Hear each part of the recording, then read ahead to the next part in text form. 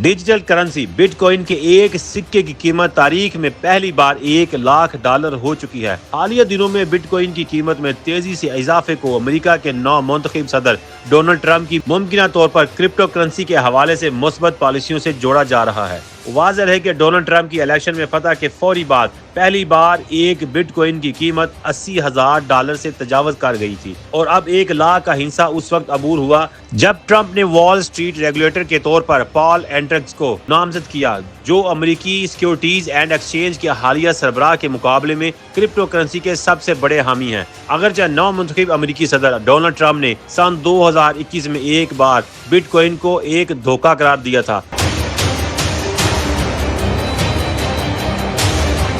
लेकिन बाद अज़ा उनके ख्यालात बदल गए और उन्होंने अपनी इंतखाबी मुहिम के दौरान वादा किया कि जो अमेरिका को बिटकॉइन का आलमी दारुल हुकूमत बनाएंगे। ऐसे में दुनिया भर में क्रिप्टो करेंसी रखने वालों ने $1,00,000 कीमत होने पर खुशी का इजहार किया है। बिटकॉइन की मालियत और कदर में ऊंच नीच और तब्दीली की कहानी बहुत हैरान कुन रही है, क्योंकि इसने कई अफराद की रातों रात किस्मत चमकाई और कई कंगाल भी हुए। लेकिन इन कहानियों की वजह सिर्फ बिटकॉइन की कीमतें नहीं हैं। क्रिप्टो करेंसी से मुतल्लिक दिलचस्प कहानियां सामने आई हैं।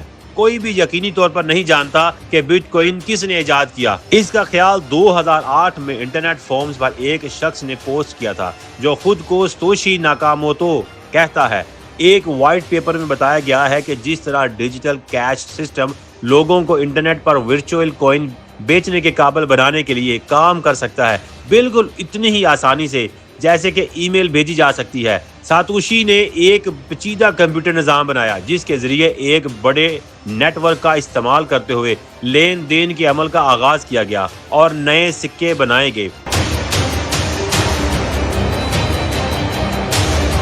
बहुत से रिपोर्टरों, क्रिप्टो शायकीन और तफ्तीशकारों ने ये मालूम करने की कोशिश की कि ये सातोशी कौन है, लेकिन सब अब तक नाकाम रहे। सन 2014 में सहाफियों ने एक जापानी शहरी डोरियान नाकामोतो का ताक़ुब किया, क्योंकि उनका ख्याल था कि शायद वो बिटकॉइन का खालिक है, लेकिन बाद में पता चला कि ऐसा गलत फहमी की वजह से हुआ।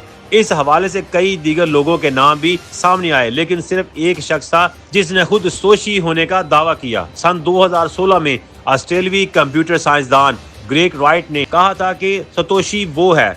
बीबीसी को दिए गए एक इंटरव्यू में उन्होंने कहा, मैं सतोशी नाकामोतो हूँ। मैं इस बिटकॉइन की तख्लीक का अहम हिस्सा था।